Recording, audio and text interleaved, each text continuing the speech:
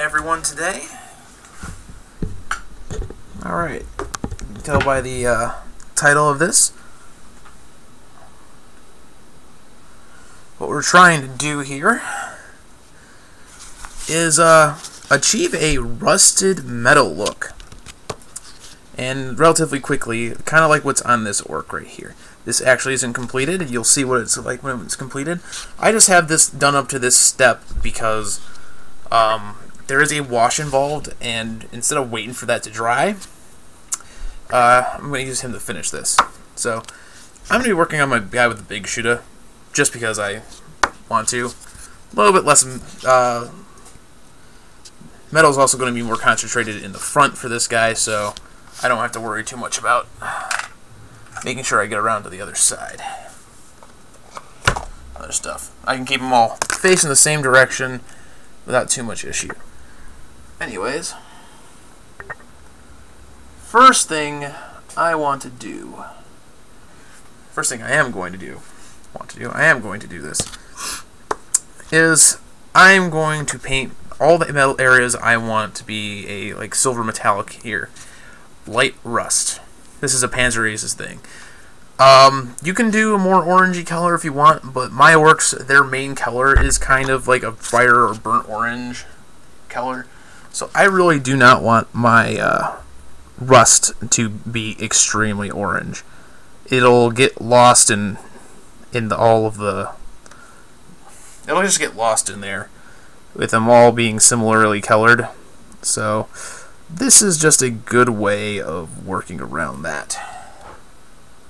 It's more of a dull orange, almost like a fleshy orange. I could actually see using this as a flesh layer on some models. But I'm going to paint all this over every part I want metal. You don't have to worry about being sloppy, especially with this particular technique, because you're going to be doing a kind of wide dry brush with a few colors, and when you do a wide dry brush with a few colors like you're going to be doing with this model, it's very hard to keep it from getting on other places. So just don't worry about it. You can always correct mistakes by painting over them later.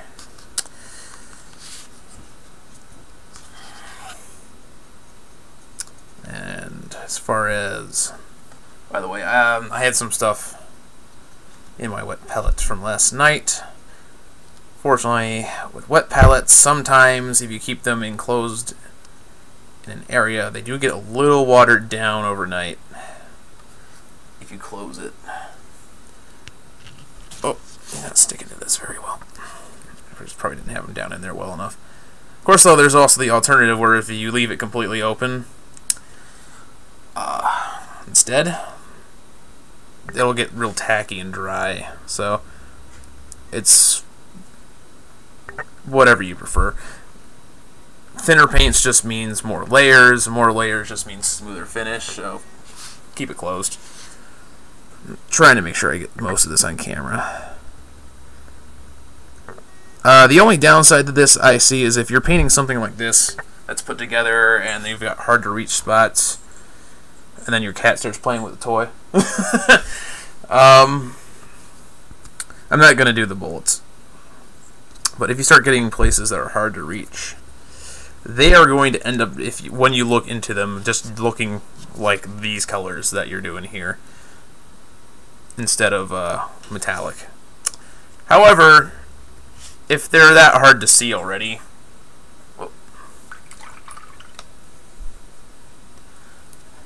if they are already that hard to see, they are probably not visible enough to worry about.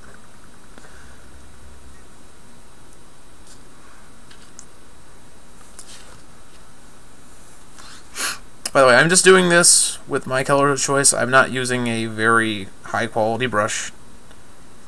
I mean, it is a higher quality brush because it is a Da Vinci Galinsky, but from my experience, do Winsor & Newtons.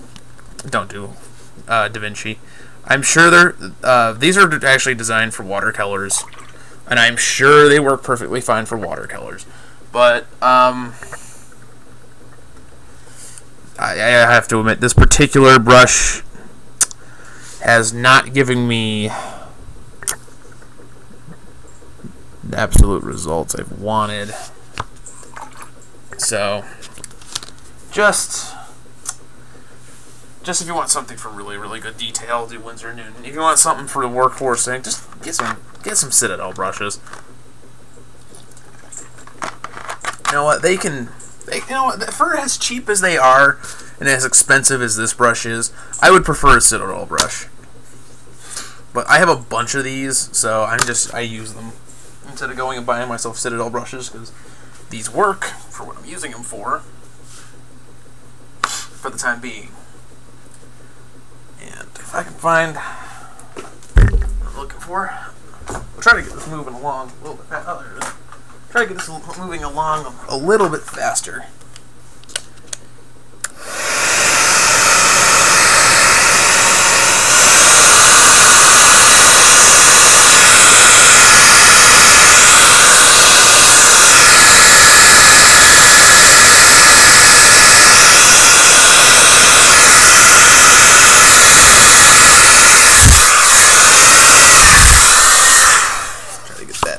You notice that I love hair dryers. They make my lights flicker. Get that dry so I can put another layer on. Because even though this is going to be mostly covered, you want a pretty even layer underneath. Just in case. Because depending on where you see through, if you don't have it layered thick enough, or you don't have the color saturated enough, you might see this white shine. You might see that like kind of whitish color poking through, and you don't want that. I certainly don't want that. So, you know, let's go ahead. Let's get this laid down.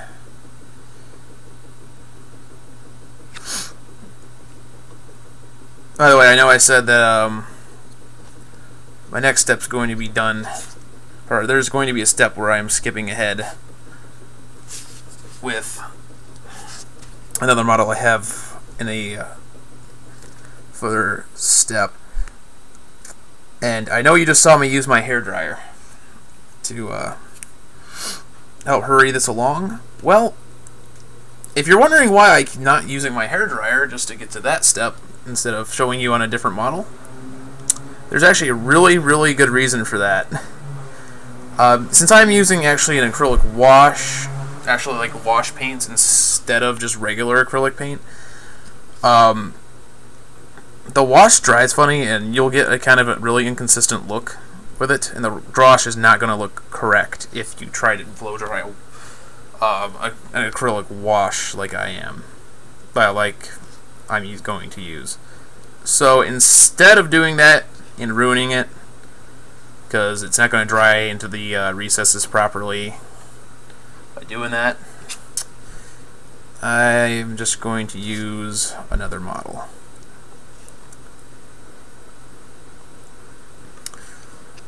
Oh, and just because all these metallic areas are getting covered up like this doesn't mean you can't paint over them with another color as well and leave little places uncovered. I'm really sorry to do all that sniffling. I understand if it's distracting. But yeah, just because I'm doing full coverage of all this area with these colors does not mean that you can't take, like, on this guy, this part of his gun, or actually probably this part actually. I'm gonna have to make a decision here. But like either this area of his gun, and most of his helmet, I'm going to be painting like a bone color over that. So you're not going to see most of this. But I can just like paint there and leave areas around certain parts uncovered, not completely painted. And if you do that, the under part will show through. I'm probably going to do bone back here too. And if you do that, the under part is going to show through. And it's just another way of weathering your model without having to go back and be like, let's do that rust in there. It's actually a lot faster, and for the technique, it doesn't look too terrible. It does not. Anyways, I'll pull out my hairdryer again. There we go. Just to get this final layer dry.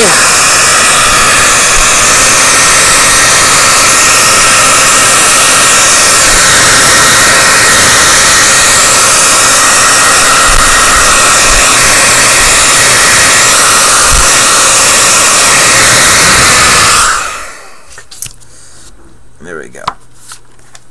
Alright, we are not done yet either. We're not even putting metallics on this yet. Next step, I'm pulling out my whole red. Vallejo does in Panzer Aces make a dark rust as well, but I get Panzer Aces from Miniature Market, and last time I checked, they do not carry dark rust, so I don't have any for myself. This you do not need to put on your wet palette because you're not going to be using much of it, and that which you are using, they'll go through it pretty quickly. Make sure it's thoroughly mixed so that you're not getting a bunch of medium. Alright, now take this brush and toss it. And just, toss it off to the side for now. As you can tell, I really don't care. What you're going to need is pull out a beat-up brush now. Something like this. Yeah, this is nice and beat up. Look at that. Look at that. Alright, and just start dipping that in. Just take that and dip it in there. Get some off on your hand. Start going at your model.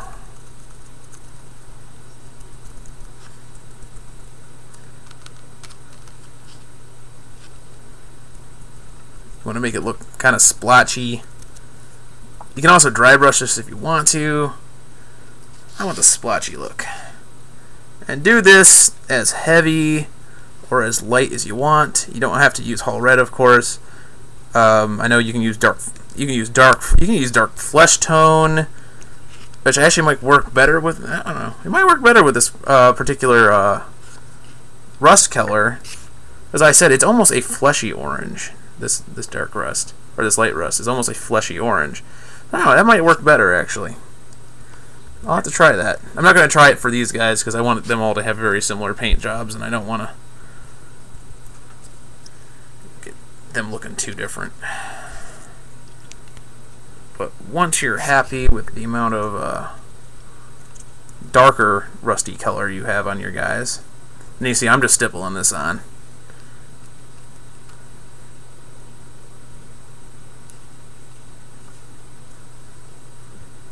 Do not need to be neat for this. But once you're satisfied, you can clean off that brush and get out and throw that aside and get out a different dry brush.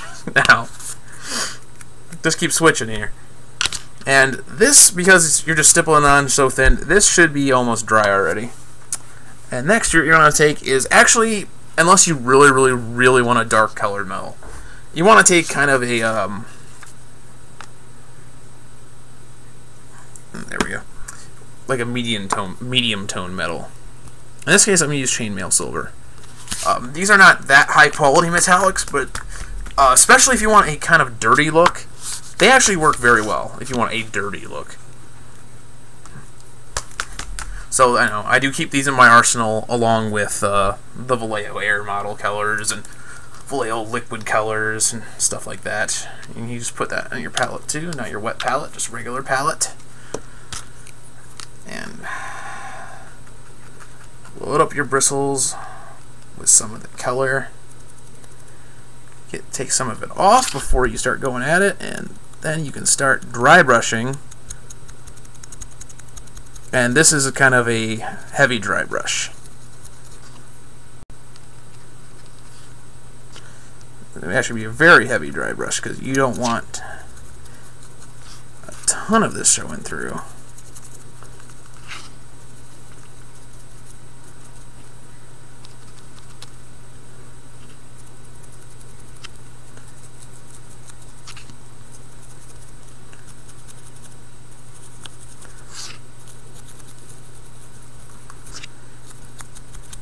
Which means you need to go heavier than that. Because as far as metal showing through, that's actually really rusty looking right now. You know, it's at your own discretion though. You can do this as heavy or as light as you want to achieve whatever level of weathering you want.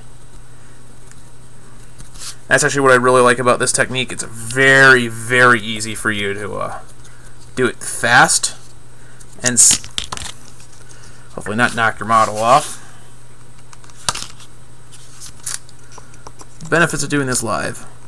By the way, that's something I noticed about blue tack the more and more I use it.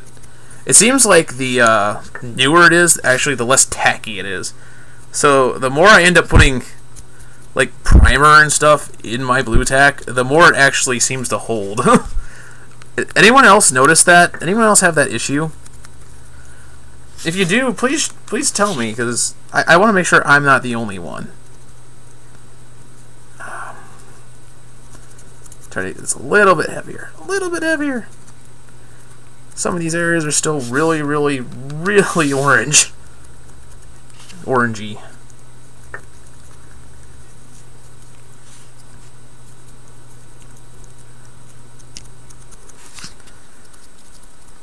I swear when I tried this out beforehand, this went a lot faster.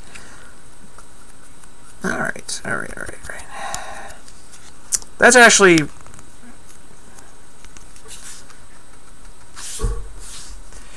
Gotta get that in there.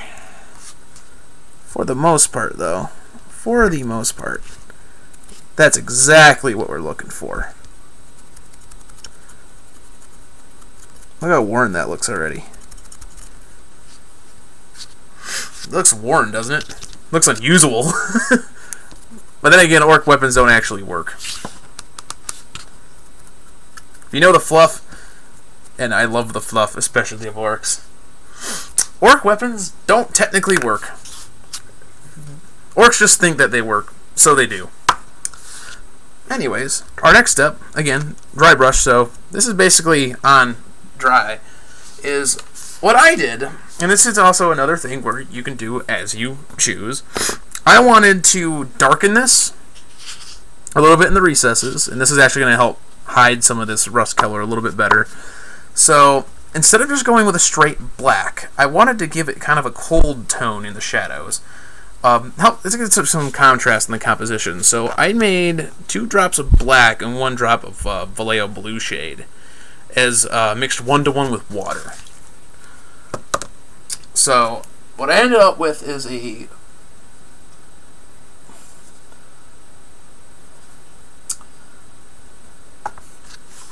wash, and here, I'll start putting it on here, with a cold feeling wash that's bluish, mostly. Not very strong, so it's not tinting. It's not very strong, so it's not overly tinting your metallics. Like a strong wash would. It's not tinting your metallics like a strong wash would.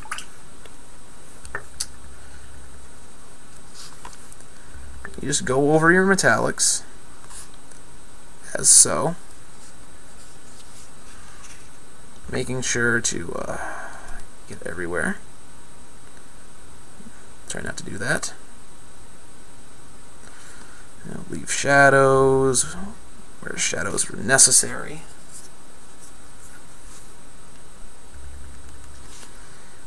Just make sure you get a nice coverage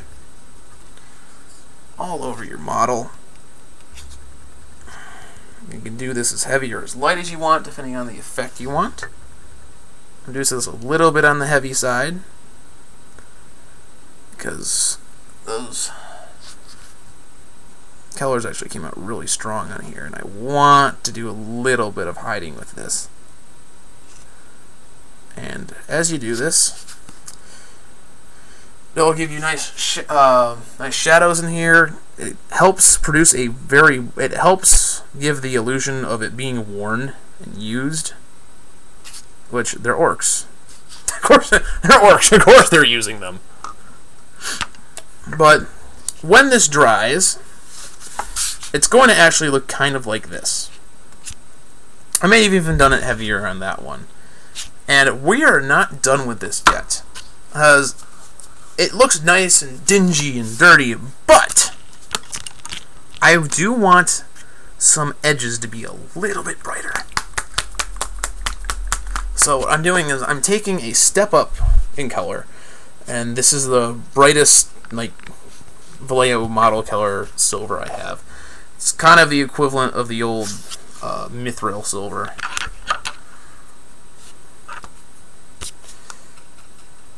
Loading that on my brush, and this is going to be light, so you don't want too much on your brush, and you just want to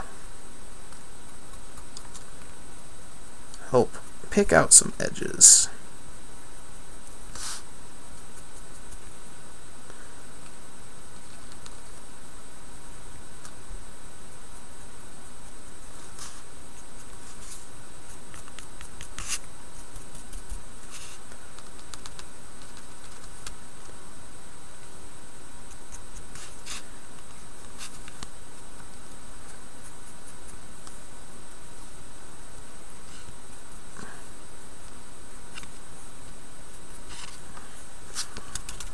It's very, very subtle.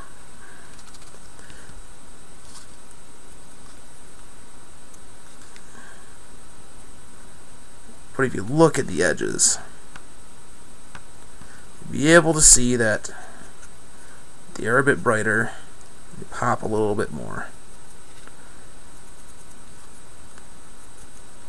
And that, my friends, is actually a really... almost forgot his back. Quick and easy way of doing kind of a rusty metallic color. Kind of doing rusty, dirty metallics.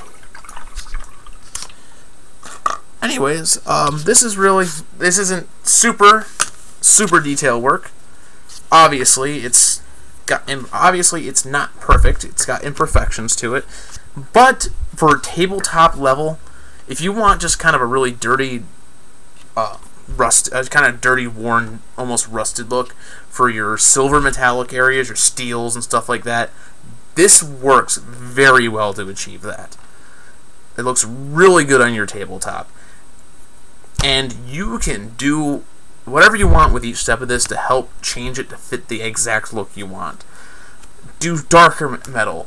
If you really, really, really want those sharp, bright edges to like come out, grab one of your Vallejo liquid metals and do some edge highlighting on it.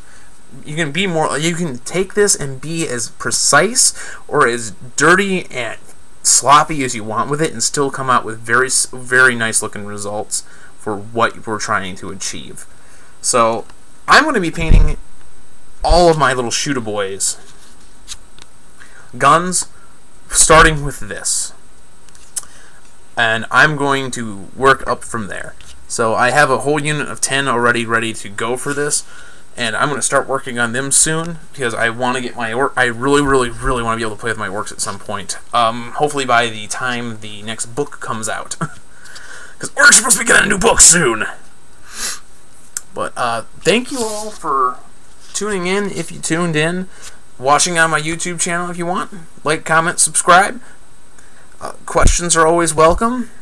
My next live stream, I'm probably going to continue working on my ogre. So expect some highlighting on that. I'm probably going to finish the skin. Highlighting and final bits of shadow and stuff like that. We'll add some color to this guy. We'll add some color and visual interest to that guy. And I will see you all next time. Have a wonderful day. Have a wonderful week. Happy painting, and Spooky-toberfest is starting, and I'm painting that Hellbrute.